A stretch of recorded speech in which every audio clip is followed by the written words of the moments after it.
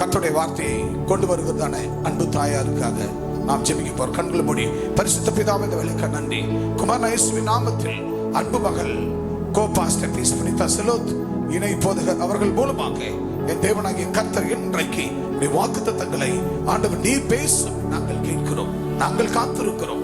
எங்களை வார்த்தையினால் சுத்திகரியும், உருவாக்கும், பண்படுத்தும், பயன்படுத்தும் வார்த்தை எங்களுக்கு கொண்டு வருகிற அந்த மகளை மூடி மறைத்து நீர் பேசுகிறாங்க. நாங்கள் கேட்கிறோம்.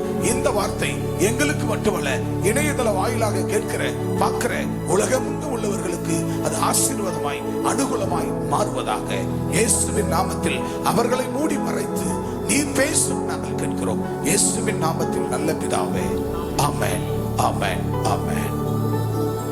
ஹல்லேலூயா, ஹல்லேலூயா. நம் வார்த்தைக்கு நேரா நாம் கடந்து செல்வோம். இன்றைக்கு நாம் எதை குறித்து நாம் பார்க்க போகிறோம் என்றால், எப்படி எப்பொழுது உபவாசிப்பது. ஹல்லேலூயா, ஹல்லேலூயா. எப்படி எப்பொழுது உபவாசிப்பது. உபவாசம் என்றால் என்ன? உபவாசம் என்றால் கிறிஸ்துவனுடைய வாழ்க்கையில் அது ஒரு ஒழுங்கு. ஆமென், ஹல்லேலூயா. எப்படி உபவாசம் என்றால் கிறிஸ்துவனுடைய வாழ்க்கையில எல்லாருக்கும் ஆவியின் மூலமாக உபவாசம் இருக்கப்படும் போது ஆண்டு கூட கிட்டி சேருவதுதான் உபவாசம். ஹல்லேலூயா. சரி, உபவாசம் என்ன? சாப்பிடுறதா இல்ல சாப்பிடாம இருக்குது உபவாசமா? அதுவே என் ஜனங்களுக்கு சரியா தெரியல. ஆமென். உபவாசம் என்றால் சில பேர் என்ன பண்ணுவாங்க, உபவாசம் என்ற பேர்ல காலையிலேயே வயிற்றை ஃபில் பண்ணிக்குவாங்க. டீ, பிஸ்கெட், இட்லி கொஞ்சம் சாப்பிட்டுக்கலாம். அதுவல்ல உபவாசம். உபவாசம் என்றால் காலை 6 7 தொடங்கி சாயங்காலம் மட்டும். ஆமென், ஹல்லேலூயா. வேதத்துல இருக்கு, சாயங்காலம் மட்டும் என்ன செய்ய வேண்டும்? அதுதான் முழுமையான உபவாசம். ஒரு மகள் பள்ளிக்கு போனா அவங்க எவ்வளவு நேரம் ஸ்கூல்ல இருப்பாங்க? காலை 8 மணியோ அல்லது 8:30 தொடங்கி 5 மணி 6 மணி, இப்ப ஸ்பெஷல் கிளாஸ் எல்லாமே அப்படி போகிறது. அப்போ ஒரு மனிதனுக்கு படிக்கக்கூடிய வேலையாக இருக்கட்டும், அது ஸ்கூல், பள்ளி எதுவாக இருந்தாலும் அந்த ஒரு நாள் முழுவதும் நமக்கு தேவைப்படுகிறது. எப்படி? நமக்காக, நம்ம ஞானத்துக்காக, நம்ம உழைப்புக்காக ஒரு நாள் முழுவதும் நமக்கு தேவைப்படுது. ஆனா உபவாசம் என்பது யாருக்காக? யாருக்காக? எனக்காக. சொல்லுங்க. உபவாசம் என்பது டேவிட்டுக்காக அல்ல, தமிழுக்காக அல்ல, சாஸ்பாக்காக அல்ல, எனக்காக. எல்லாரும் சொல்லுங்க, இதயத்துல கை வச்சு. உபவாசம் என்பது எனக்காக. ஹல்லேலூயா. அதை நாம் வாசிக்க கேட்போம். யாத்திராகமும் 24ஆம் அதிகாரம் 12 வாசிங்க. அப்பொழுது கர்த்தர் மோசேயை நோக்கி, நீ மலையின் மேல் என்னிடத்துக்கு ஏறி வந்து அங்கே இரு, நான் உனக்கு கற்பலகைகளையும் நீ அவர்களுக்கு உபதேசிப்பதற்கு நான் எழுதின நியாய பிரமாணத்தையும் கற்பனைகளையும் கொடுப்பேன் என்றார். அது எந்த அந்த கற்பனை? 10 கட்டளை தான் கற்பனை. அப்ப மோசே அவருக்காக போல, இப்படி 1க்கு 2 முறை உச்சி கொடிமலைக்கு போகிறார். எதற்காக? மக்களை அவர்களுக்கு உபதேசிப்பதற்காக. மக்களுக்கு தன்னோட வழிகளிலே எதெல்லாம் செய்யக்கூடாது, எதெல்லாம் செய்யணும் என்று அவர்களுக்கு உபதேசித்ததற்காக. மோசேக்காக ஒரு 40 நாள் ஜெபம் இல்லை. ஆமென், ஹல்லேலூயா. மோசேக்காக 40 நாள் உபவாச ஜெபம் இல்லை. மோசே யாருக்காக 40 நாள் உபவாசித்து போகிறார்? சொல்லுங்க, யாருக்காக? மக்களுக்காக. ஆமென். எகிப்து ஜனங்களை வழி நடத்த. அப்ப ஃபர்ஸ்ட் கட்டளை என்ன? என்னையன்றி உனக்கு வேற தேவர்கள் உண்டா இருக்க வேண்டாம், யாதொரு விக்கிரத்தை ஆகிலும் நமஸ்கரிக்கவோ சேவிக்கோ வேண்டாம், ஆண்டுடைய நாமத்தை வீணிலே வழங்காதிருப்பாயாக, ஓய்வு நாளை ஆசாரிப்பாயாக, உன் தாயும் உன் தகப்பனையும் கனம் பண்ணுவாயாக, கொலை செய்யாதிருப்பாயாக, விபச்சாரம் செய்யாதிருப்பாயாக, களவு செய்யாதிருப்பாயாக, பிறர் பொருளை இச்சாதிருப்பாயாக, பொய் சாட்சி சொல்லாதிருப்பாயாக. கரங்களை தட்டி ஹல்லேலூயா, ஹல்லேலூயா. அப்போ இந்த 10 கட்டளையும், இந்த 10 கட்டளை யாருக்கு கொடுக்கப்பட்டது? மோசே மூலமா, ஆண்டு மூலமாக மோசே கரங்களில் வந்து சேர்ந்தது. எதற்காக? 40 நாள் மக்களுக்காக. மக்கள் கொலை செய்யப்படக்கூடாது, அவர்கள் தவறு செய்யக்கூடாது, அவர்கள் விபச்சாரம் செய்யக்கூடாது, அவர்கள் பொய் சொல்லக்கூடாது, அவர்கள் யாதொரு விக்கிரத்தையும் நமஸ்கரிக்க கூடாது, அவனுடைய நாமத்தை வீணிலே வழங்கக்கூடாது என்று சொல்லி அந்த 10 கட்டளைக்காக 1 நாள் 2 நாள் 3 நாள் 4 நாள் அல்ல, எத்தனை நாள்? 40 நாள். அதுவும் ஒன்றுக்கு 2 முறை. அப்போ 80 நாள் மோசே எங்கே போகிறார்? மலை உச்சிக்கு போகிறார். ஹல்லேலூயா. அப்போ அங்கே இரு, நான் உனக்கு கற்பலைகளையும் அந்த 10 கட்டளைகளையும் நீ அவர்களுக்கு உபதேசிப்பதற்கு நான் எழுதின நியாய பிரமாணத்தையும் கற்பனைகளையும் கொடுப்பேன் என்றார். ஹல்லேலூயா. அப்படியாகத்தான் உபவாசம் என்பது வெறுமை அல்ல. ஒவ்வொரு கிறிஸ்தவனாக இருந்தாலும் சரி, அவர்களுக்கு என்ன வேண்டும்? மிக மிக முக்கியம், மிக மிக ஒழுங்கு எது முக்கியம்? உபவாசம். ஹல்லேலூயா. உபவாசத்தினாலும் ஜெபத்தினாலும் கூடாதது ஒன்றுமே இல்லை. ஹல்லேலூயா. அது எந்த பெரிய காரியமாக இருக்கட்டும், அது மலை போல பிரச்சனையாக இருக்கட்டும், நீ திருமணம் ஆகாம தடைகள் இருக்காக இருக்கட்டும், அந்த தடைகளை எல்லாவற்றையும் ஒடுக்கக்கூடிய ஒரே வல்லமை உபவாசத்தின் மூலமாக. என் மகள் பாஸ் பண்ண மாட்டேன்றாங்க, அடிக்கடி ஃபெயில் ஆகி கொண்டிருக்கிறாங்க, வீட்டுல எப்போதும் பிரச்சனை, குடும்பத்துல எப்போதும் பிரச்சனை, கடன் பாரம், தொல்லைகள், துன்பங்கள் என்று சொல்லி இப்படியாக ஒவ்வொருடைய வாழ்க்கையில வருப்படும் பொழுது நம்ம என்ன செய்ய வேண்டும்? உபவாசிக்க வேண்டும். ஹல்லேலூயா. உபவாசிக்க மாட்டோம், நம்ம ஜெபிக்க மாட்டோம், வேலை வேலைன்னு மட்டும் போய்கொண்டே இருப்போம்.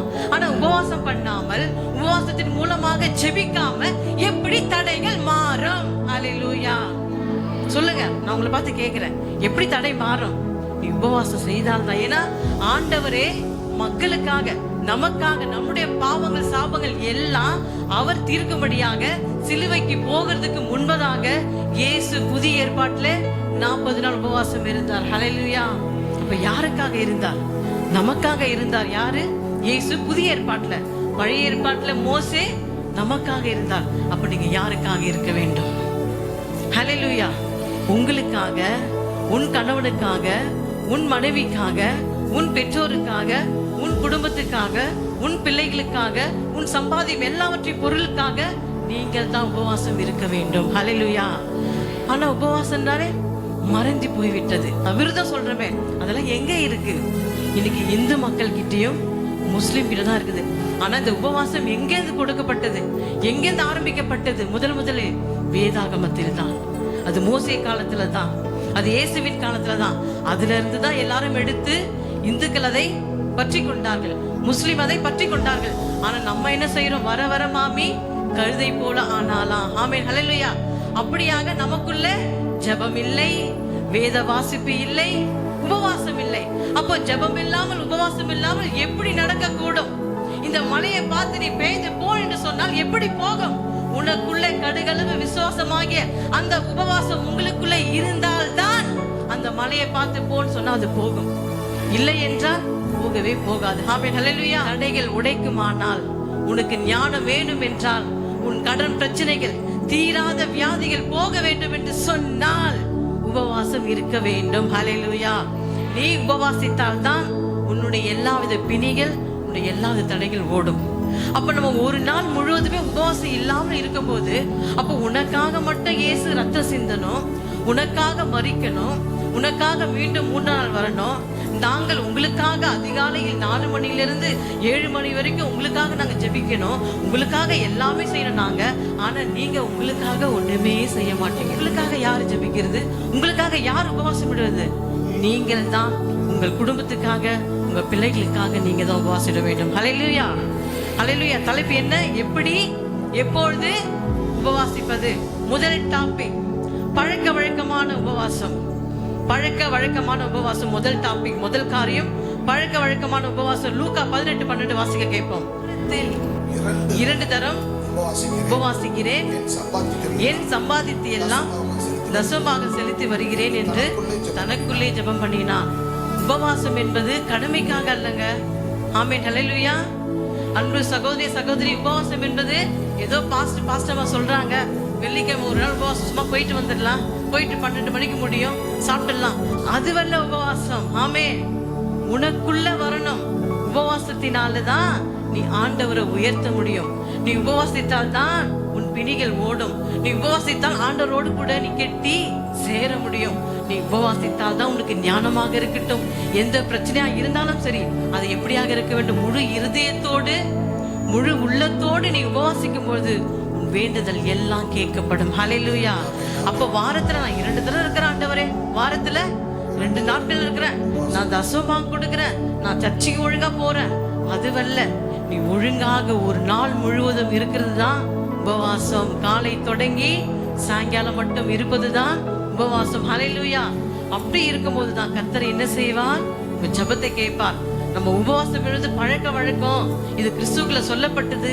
எப்படி இந்துல நம்ம இருந்துட்டு வந்தோம் வெள்ளிக்கிழமை செவ்வாய்க்கிழமைன்னு சொல்லி அப்படிலாம் இல்லாதபடிக்கு கிறிஸ்துவம் என்றாலே ஒரு ஒழுங்கு உபவாசம் தான். அந்த உபவாசத்தின் மூலமாக நீ இருக்கும் பொழுது வாரத்துல 2 நாள் 3 நாள் நீங்க இருந்து பாருங்க.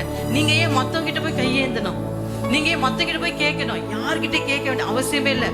உனக்கு கொடுத்த அதிகாரம் பிதா குமாரன் பரிசுத்த நாமத்தினால அவர் ரத்தத்தினால உங்களுக்கு ஞானஸ்நானம் கொடுக்கப்பட்டாயிற்று. அப்போ நீங்க பேய்களை துரத்தலாம், பேய்களை ஓட்டலாம், அநேகருக்கு சுவிசேஷம் சொல்லி நீங்க கொண்டு வந்து சபையில சேர்க்கலாம். அந்த வல்லமை எதுல பெற்றுக்கொள்ள முடியும்? உபவாசத்தின் மூலமாகத்தான். ஹல்லேலூயா. வெறுமையா ஜெபித்தா போதும். பேயை ஓட்ட போறேன்னா நல்லா ஜெபிச்சுட்டு போனா மட்டும் போதாது, நீ உபவாசிக்கணும். ஒரு நாள் முழுவதும் உபவாசித்து அப்போது நீ பேய்களை பிசாசுகளை ஓட்டும் போது அது உன்னை விட்டு கடந்து போகும். ஹல்லேலூயா. ஹல்லேலூயா.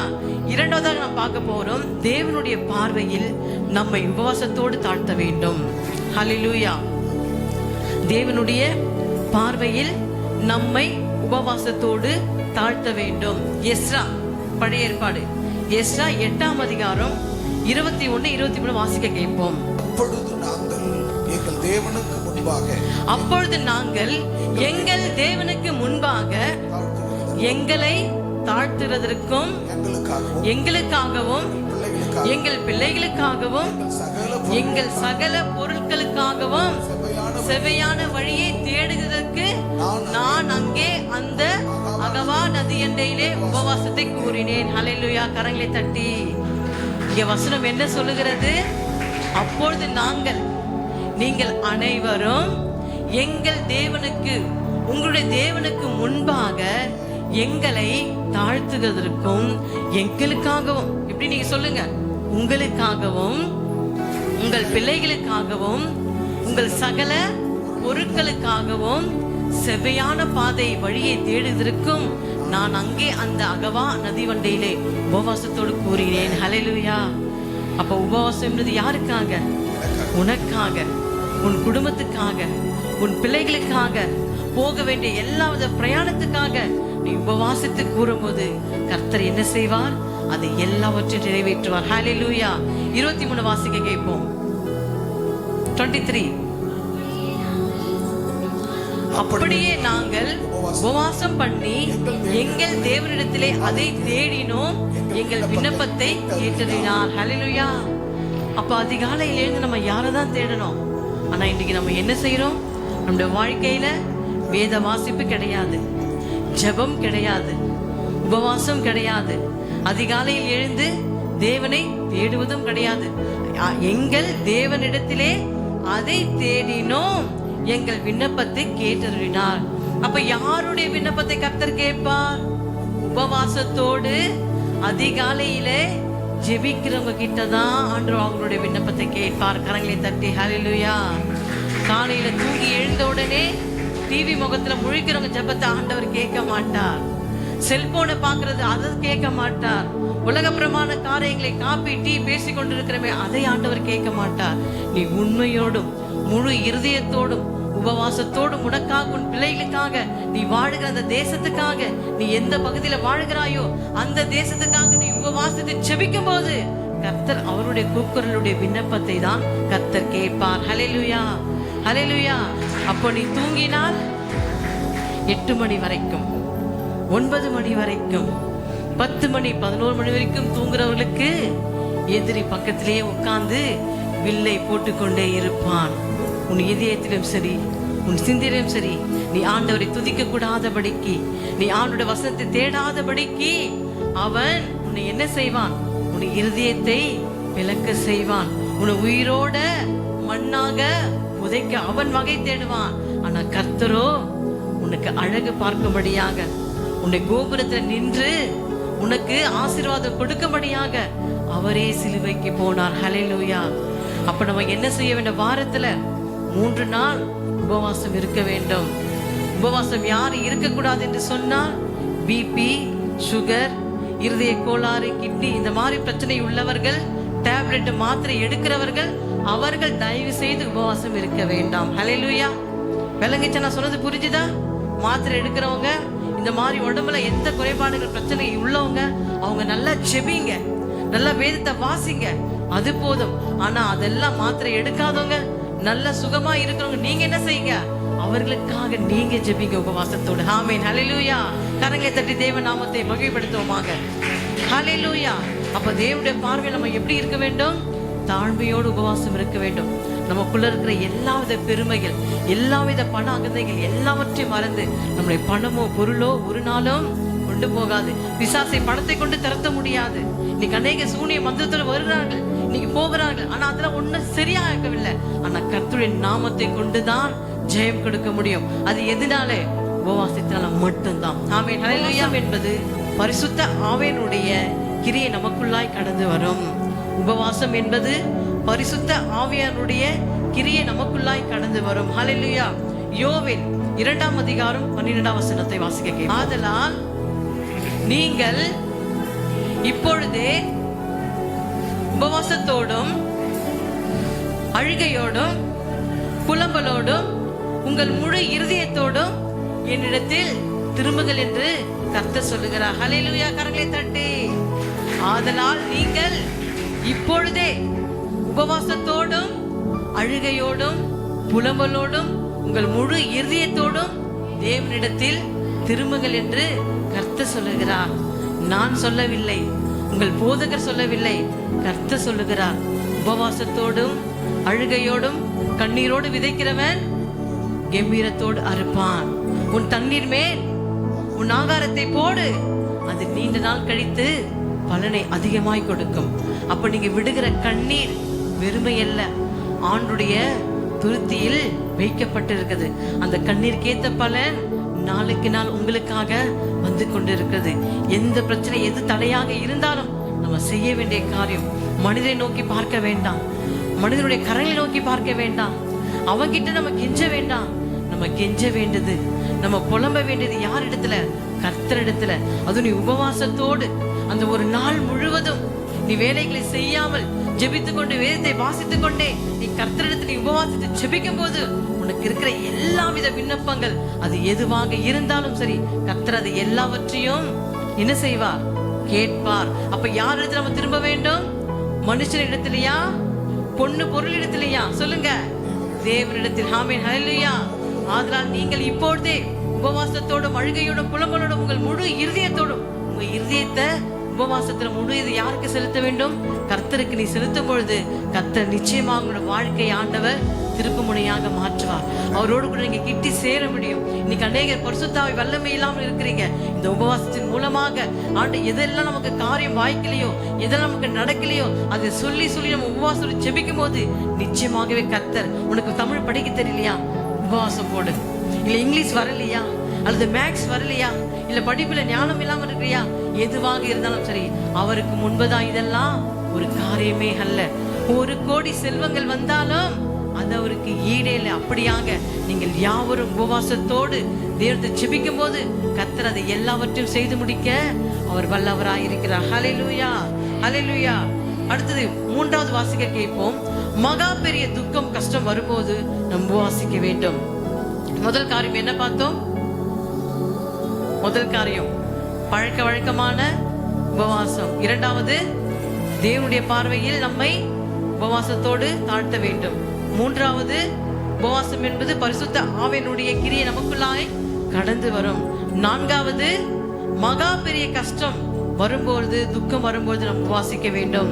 எஸ்தர் 4:3 வாசிக்க கேட்போம். ராஜாவின் உத்தரவும் அவனுடைய கட்டளையும் போய் சேர்ந்த ஒவ்வொரு நாட்டிலும் ஸ்தலத்திலும் உள்ள யூதருக்குள்ளே மகா துக்கமும் உபவாசமும் அழுகையும் புலம்பலும் உண்டாகி அநேக துருத்தி சாம்பலிலே கிடந்தார்கள். ஹல்லேலூயா.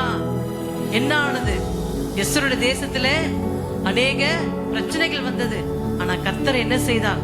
அந்த பிரச்சனைகளை எல்லாவற்றையும் முறியடிக்க அவர் ராஜாவிற்கு சொல்லப்பட்ட அங்க எல்லாரும் எப்படியா இருக்கிறாங்க? உபவாசத்தோடும் அழுகையோடும் கண்ணீரோடும் இருக்கிறாங்க. நம்ம எத்தனை பேருடைய கண்கள் குளமாகிறது? கொஞ்சம் யோசித்து பாருங்க. உபவாசத்தின் மூலமாக, ஜெபத்தின் மூலமாக நம் கண்களிலே கண்ணீர் வருகிறதா? அல்ல கண்ணு ஃபுல்லா ஐலைனர் மஸ்காரா வருகிறதா?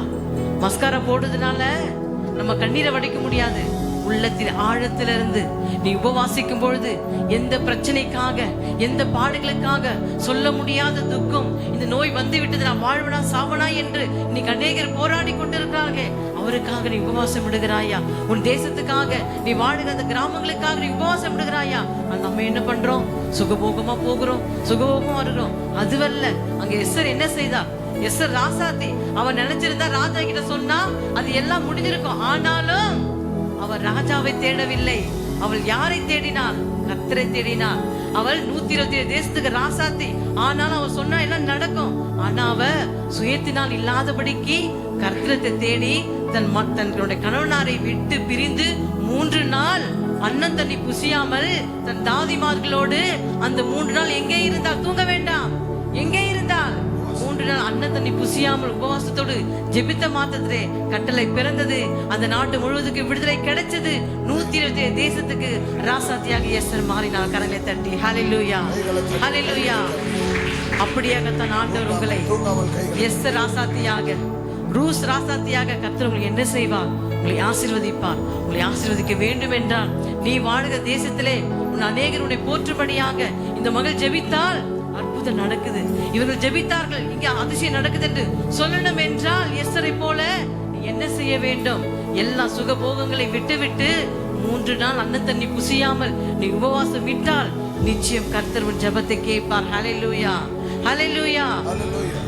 ஐந்தாவதாக நாம் பார்ப்போம், பிசாசுகளை விரட்ட உபவாசம் வேண்டும். பிசாசுகளை விரட்ட உபவாசம் வேண்டும். மத்திய 17ஆம் அதிகாரம் 20 வாசிக்க கேட்போம். இந்த ஜாதி பிசாசு ஜெபத்தினாலும் உபவாசத்தினாலும் என்று மற்ற வேற எதிர்த்தினாலும் புறப்பட்டு போகாது. பாத்தீங்களா? பிசாசு எதால ஓடும்? உபவாசம் இருந்தால்தான். உனக்குள்ள உபவாசம், உன் வாழ்க்கையில உபவாசமே தெரியாம இருக்க யாரா இருந்தாலும் சரி, நான் உபவாசமே இது வரைக்கும் நான் போடலன்னு யாரா இருந்தாலும் சரி, இனி வர காலங்களிலே, இனி வர நேரங்களில் நீங்க என்ன செய்ய வேண்டும்? ஒவ்வொரு, அது வாலிபர்களாக இருக்கட்டும், அது சிறியோர்களாக இருக்கட்டும், யாரா இனி வரும்போது மோசே என்ன செய்தார்? ஆண்டுடைய கட்டளை பெறுவதற்காகவே அவர் 40 நாள் உபவாசம் இருந்தார்.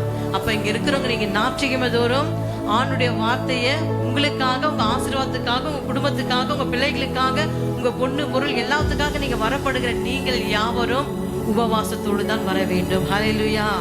அது சிறியவர்களாக இருக்கட்டும், அது முதியவர்கள், பெரியவர்கள், யாராக இருந்தாலும் சரி, ஞாயிற்றுக்கிழமை வரும்போது நீங்க டீ காபி கூட குடிக்க கூடாது. ஆமென், ஹல்லேலூயா.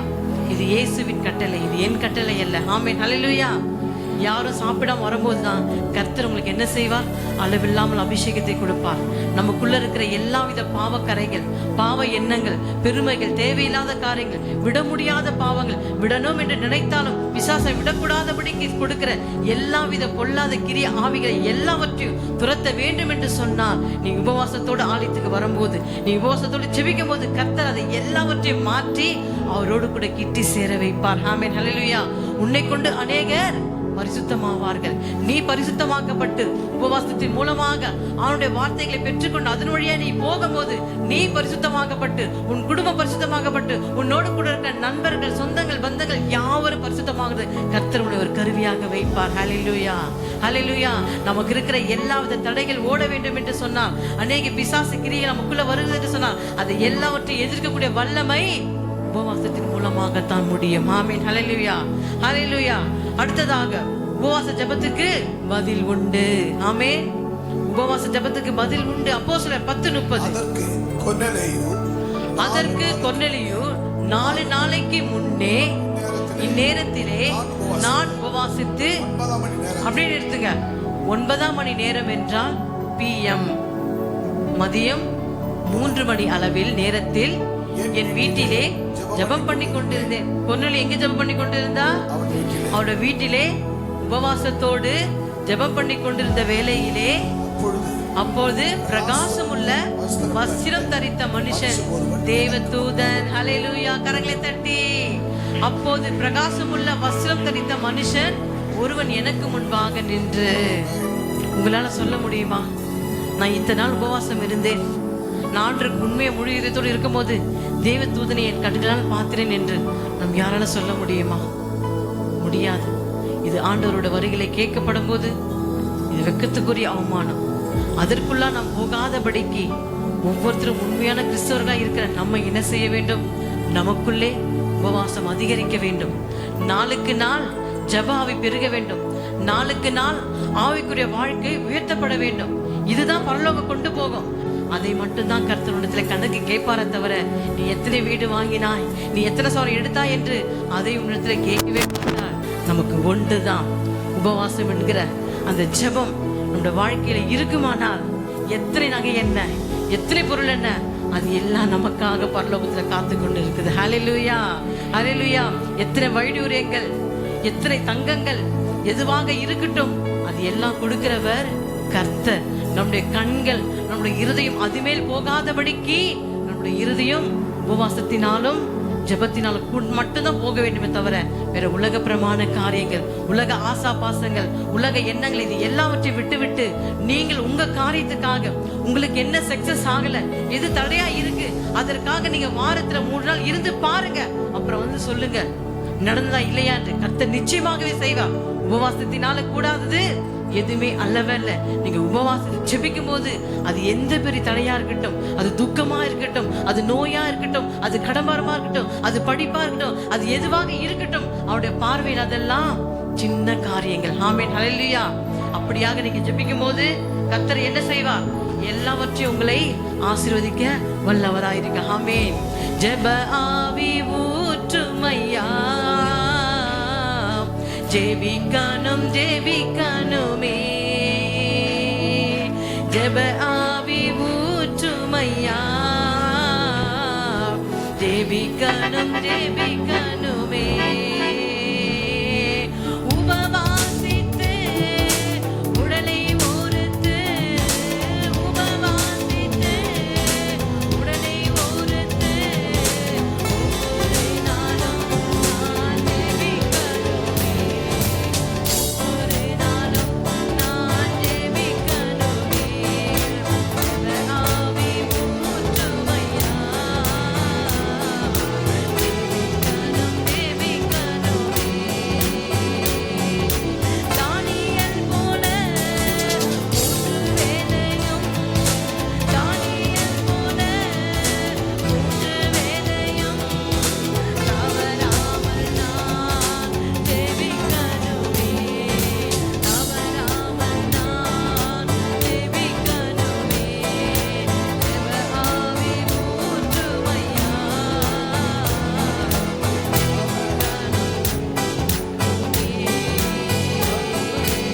முழங்கால்கள் முழங்கணுமே, முழங்கால்கள் முழங்கணுமே. கண்கள் எல்லாம் குலமாகுமே, என் கண்கள் எல்லாம் குலமாகுமே. திறப்பின் வாசலில் நீர்க்கணுமே, திறப்பின் வாசலில் நீர்க்கணுமே.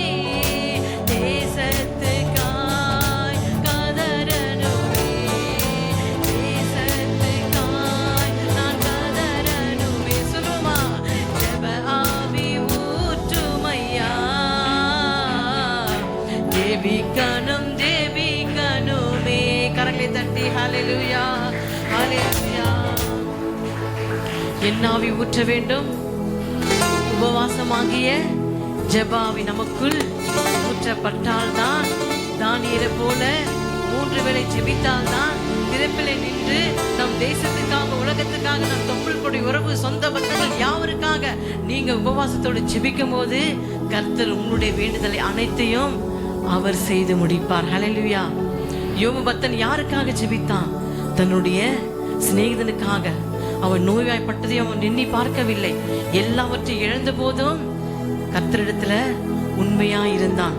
முதற்றல கூட அவன் பாவம் செய்யாமல் கர்த்தருக்காக உண்மையா இருந்தபடியா அவனுடைய சிறையிருப்பை மாற்றி ஒன்றல்ல இரண்டல்ல ஆண்டவர் எல்லாவற்றும் ரெட்டிப்பான கர்த்தரை கொடுத்தார். ஆமென், ஹல்லேலூயா.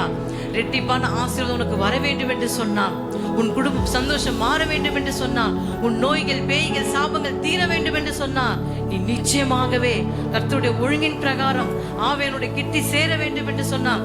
எல்லாவித பிரச்சனைகள், துக்கங்கள், கஷ்டங்கள், துன்பங்கள் எதுவாக இருக்கட்டும், உயிரே போகிற வரைக்கும் அளவில் இருந்தாலும் சரி, நீங்க கர்த்தருக்காக உபவாசம் விட்டு ஜெபிக்கும் போது கர்த்தருடைய எல்லாவித ஜெபங்களை கர்த்தர் கேட்பார். ஹல்லேலூயா.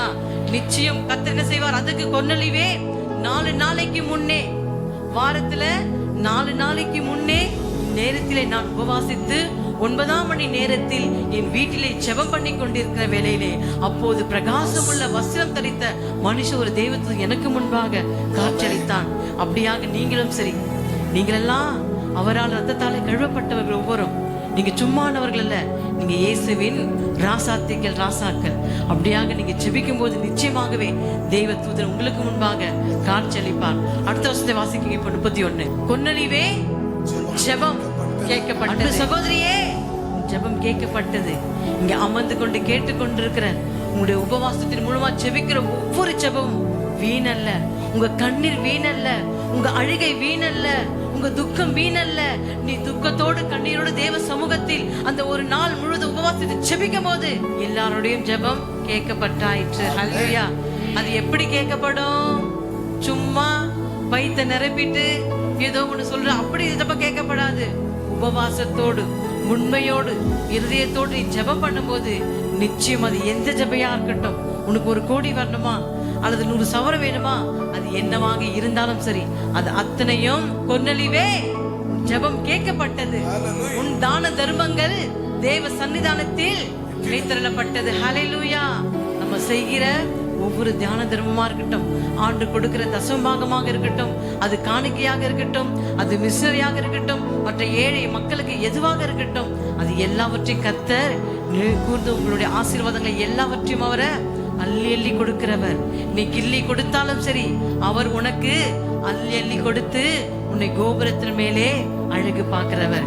குப்பை கூலமான உன்னை கோபுரத்தின் மேல் நிறுத்தி அழகு பார்க்கும் நம் தேவன், அழகு பார்க்கும் நம் தேவன்.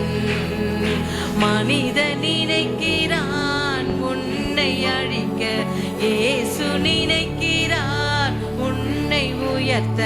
மனிதன் நினைக்கிறான் உன்னை அழிக்க, இயேசு நினைக்கிறார் உன்னை உயர்த்த. தேவனின் அடைக்கலம் அனுதினம் உன்னை நடத்துவார். தேவனின் அடைக்கலம் அனுதினம் நம்மை நடத்துவார். உம்மை கூலமான நம்மை கோபுரத்தின் மேல் நிறுத்தி அழகு பார்க்கும் தேவன், அழகு பார்க்கும் தேவன். ஹல்லேலூயா, ஹல்லேலூயா. பாருங்க, உங்களை உயர்த்துறன்னு பாட்டு பாடினாலே பிசாசு மியூசிக் போட விட மாட்டேன்றான். அப்ப எந்த அளவுக்கு பிசாசு நம்மளை உயர்த்தக்கூடாதபடிக்கு அவன் எவ்வளவாக சதி திட்டம் செய்கிறான். அந்த சதி திட்டங்களை எல்லாவற்றையும் முறியடிக்க வேண்டும் என்றால் நீங்கள் யாவரும் சிறியோர் முதல் பெரியோர் வரை, அது சாஸ்மாக இருக்கட்டும், அது தமிழ் செல்வியாக இருக்கட்டும், யாராக இருந்தாலும் சரி, எல்லாரும் நீங்கள் உபவாசத்தோடு ஜெபிக்கும் போது எல்லாவற்றையும் கர்த்தர் செய்து முடிப்பார். ஹல்லேலூயா.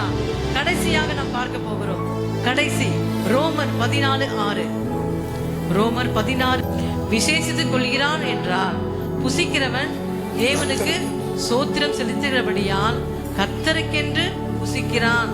புசிக்கிறவனும் கர்த்தருக்கென்று புசியாது இருந்த தேவனுக்கு சோத்திரம் செலுத்துகிறான். இங்க வசனம் என்ன சொல்லுகிறது என்றால், நாட்களை விசேஷித்துக் கொள்கிறவன். நாட்கள் என்றால் திங்கள் முதல் ஞாயிறு வரை. இன்னைக்கு அநேகர் இந்துக்கள் கூட என்ன செய்யறாங்க, எந்த கிழமை இருந்தாலும் பரவாயில்ல, அது திருமணமோ நல்ல காரியமோ கெட்ட காரியம் வைக்கிறாங்க. ஆனா இன்னைக்கு அநேக கிறிஸ்தவர்களுக்குள்ள என்ன இருக்கிறது, அந்த இன்னும் நாள் பார்க்கிற அந்த நிலைமை இன்னும் மாறாம இருக்கு. தயவு செய்து உங்களை கேட்டுக்கொள்வது என்னன்னா, நாட்களை விசேஷித்துக் கொள்கிறவன் கர்த்தருக்கென்று விசேஷித்துக் கொள்கிறான். ஆண்டவர் நமக்கு படைக்கும் போதே, நம்மளை உருவாக்கும் முன்னே எல்லா நாளையும் நல்ல நாட்களாக தான் படைத்திருக்கிறார். அது திங்களா இருக்கட்டும், அது செவ்வாய், புதன், வியாழன், வெள்ளி, சனி, அது வார்த்தைகள் தான் சனி. அதனால சனிக்கு போச்சா சனி பிடிச்சிரும் அப்படிதான் சொல்றாங்க.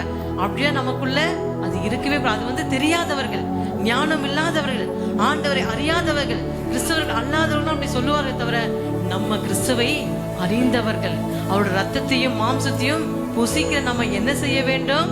நாட்களை எண்ணுகிற அறிவு நமக்கு மிக மிக அவசியம். அப்ப எல்லா நாளும் நமக்கு விசேஷித்த நாள் தான். நீ எந்த நாளா இருக்கட்டும், நீ ஒன்னே ஒண்ணு செய்ய வேண்டியது, பாஸ்ட் அந்த நாட்களிலே அந்த டைம் அவருக்கு கரெக்டா இருக்கா அது மட்டும் தான் நீ கேட்கணுமே தவிர, இந்த நாள் அந்த நாள் சனிக்கிழமை வெள்ளிக்கிழமை உனக்கு பிடிச்ச நாள் அதெல்லாம் இருக்கவே கூடாது. செவ்வாய்க்கிழமை ஏஜென்ட் பண்ணா அவ சரியில்லாதவ, அவ அப்படி எப்படின்னா நம்ம என்ன சொல்ல, பெற்றோர்கள் அப்படியாக நம்ம ஒரு நாளும் ஒரு காலம் அப்படி சொல்லவே கூடாது. கர்த்தர் இயற்கையாவே நமக்காக படைக்கப்பட்ட எல்லா நாளும் நல்ல நாள் தான். ஆமென், ஹல்லேலூயா. எல்லா நாளையும் நல்ல நாளாக்கி கொள்கிறது நம்முடைய கருத்தில் இருக்குது. தேவன் எல்லா நாளையும் நமக்கு கொடுத்து விட்டார். அந்த நாட்களை நம்ம தான் என்ன செய்ய வேண்டும்? அதை கரெக்டாக பிரயோஜனப்படுத்திக் கொள்ள வேண்டும். வெள்ளிக்கிழமை மட்டும் உபவாசம் போடலாம், அல்லது புதன்கிழமை போடலாம், அல்லது வேலைக்கிழமை போடலாம், இல்லை சனிக்கிழமை வேணாம் நாள் சரியில்லை அதனால செவ்வாய்க்கிழமை போடலாம், அப்படிலாம் இருக்கவே கூடாது. எல்லா நாட்களும் அந்த 7 நாட்கள் உனக்கு எந்த எப்படி டைம் சரி இருக்குதோ அந்த நாட்களிலே நீங்க என்ன செய்யுங்க? உபவாசம் விட்டு கர்த்தருக்கென்று சோத்திரம் செலுத்துங்க. சில பேர் என்ன செய்வாங்க? அவிசுவாசம் இருந்து சோத்திரம் செலுத்துவாங்க, அவிசுவாசத்தை உபவாசம் இருப்பாங்க. அப்படி இல்லாதபடிக்கு நீ முழு விசுவாசியா இருந்து, நீ முழு நம்பிக்கையா இருந்து, முழு இருதயத்தோடு அந்த ஒரு வாரங்களிலே நீ எந்த நாள் உனக்கு உகந்த நாளோ அது நீ தேர்ந்தெடுத்து கொண்டு அந்த நாள் முழு உபவாசம் இருந்து என்று சொன்னால் கர்த்தர் நிச்சயமாகவே உங்களை ஆசீர்வதிப்பார். ஆமென், ஹல்லேலூயா, ஹல்லேலூயா. கடைசி வசனமாக எரேமியா 36:6, நீ உள்ளே பிரவேசித்து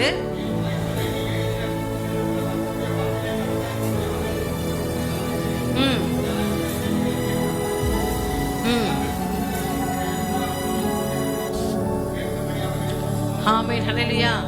அப்ப இங்க இருக்கிற எல்லாரும் நீங்க என்ன செய்யக்கூடாது? வேதத்தை வாசிக்க வெட்கப்படவே கூடாது.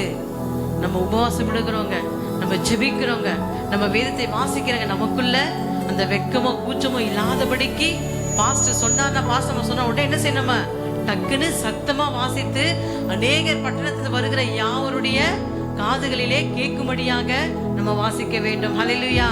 அப்படியாக நம்ம வாசிக்கும் பொழுது எல்லா வித ஆசீர்வாதங்களை கர்த்தர் என்ன செய்வார்? ஆலயத்திலிருந்து நீங்க போகும்போது கர்த்தர் உங்களுக்கு கொடுத்து அனுப்புவார். இங்க நீங்க வேதம் வாசிக்கிறீங்கன்னா நீங்க அவருக்குள்ள விசேஷமானவர்கள். ஐயோ எனக்கு கிடைக்கலையே, அந்த வேத வாசிக்க எனக்கு கிடைக்க, அப்படி நம்ம ஏங்கணுமே தவிர நம்ம ஏனோ தானே இல்லாதபடிக்கு ஏதோ அவர்கள் வாசிக்கட்டும் இவர்கள் வாசிக்கட்டும் அப்படி சொல்லாதபடிக்கு ஒவ்வொரு படிக்க தெரிந்தவர்கள் எல்லாரும் போட்டி போட்டுக்கொண்டு நம்ம என்ன செய்ய வேண்டும்? வேதத்தை வாசிக்கும் போது கர்த்தர் நிச்சயமாகவே நம்மளை ஆசீர்வதிப்பார். கடைசி வசனமாக நியாயாதிபதிகள் 20ஆம் அதிகாரம் 26ஆம் வசனத்தை முடிப்போம் வாசித்து. அப்பொழுது இஸ்ரவேல் புத்திரராகிய சகல ஜனங்களும் புறப்பட்டு தேவனுடைய வீட்டுக்கு போய் அங்கே கர்த்தருடைய சந்நிதியில் அழுது தரித்திருந்து அன்று சாயங்காலம் மட்டும் உபவாசித்து கர்த்தருடைய சந்நிதியில் சர்வாங்க தகன பலிகளையும் சமாதான பலிகளையும் இட்டு. இப்ப புரிஞ்சுதா? உங்களுக்கு வசனத்தோட ப்ரூவ் பண்ணிட்டேன். ஹல்லேலூயா. அப்போ நம்ம ஒரு நாள் 6 மணிக்கு நைட்டு சாப்பிட்றோமா, அதோட விட்டு எப்போ உபவாசம் இருக்கிறோமோ காலை தொடங்கி சாயங்காலம் மட்டும்தான் உபவாசத்தை முடிக்க வேண்டும். அந்த உபவாசம் தான், அந்த உபவாச ஜெபம் தான் நமக்கு கேட்கப்படும். நீ எந்த விண்ணப்பத்துக்காக, நீ எதற்காக, நீ தகன பலிகளையும் சரி சோத்திர பலிகளையும் செலுத்தி நீ வேதத்தை வாசித்து நீ ஜெபத்தை முடிக்கும் போது அது மிகுதியான ஆசீர்வாதம் உனக்கு கடந்து வரும். ஹல்லேலூயா, ஹல்லேலூயா, ஹல்லேலூயா. அப்ப நம்ம இனி என்ன செய்ய வேண்டும்? உபவாசம் இல்லாமல் பிசாசு ஓடாது, உபவாசம் இல்லாமல் நமக்கு ஞானம் கிடைக்காது, உபவாசம் இல்லாமல் பொண்ணோ பொருளோ எதுவும் கிடைக்காது, உபவாசம் இல்லாமல் ஃபர்ஸ்ட் கிளாஸ்ல பாஸ் பண்ண முடியாது, உபவாசம் இல்லாமல் நோய் நொடி போகாது, உபவாசம் இல்லாமல் கடன் பிரச்சனைகள் போகவே போகாது. எல்லா வித தடைகளையும் உடைக்கக்கூடிய வல்லமை எதிலே இருக்கிறது? உபவாசம். ஹல்லேலூயா சொல்லுங்க. எல்லாவித அற்புதங்கள், எல்லாவித அதிசயங்கள், நீங்க எஸ்தர் ராசாத்தியை போல மாற வேண்டும் என்றால், நீங்க தானியேலை போல, நோவா போல, ஆபிரகாம் போல, மோசே போல மாற வேண்டும் என்று சொன்னால், உபவாசத்தோடு நீ கூறும்போது, எல்லாவித சோத்திர பலிகளை செலுத்தும் போது, கர்த்தர் நிச்சயமாகவே உங்கள் வேண்டுதல் எல்லாவற்றையும் கேட்டு அவர் உங்களை, உங்கள் குடும்பங்கள், உங்கள் பொருட்கள், எல்லாவித சந்தோஷ சமாதானம் எல்லாவற்றையும் கொடுத்து உங்களை ஆசீர்வதிப்பாராக.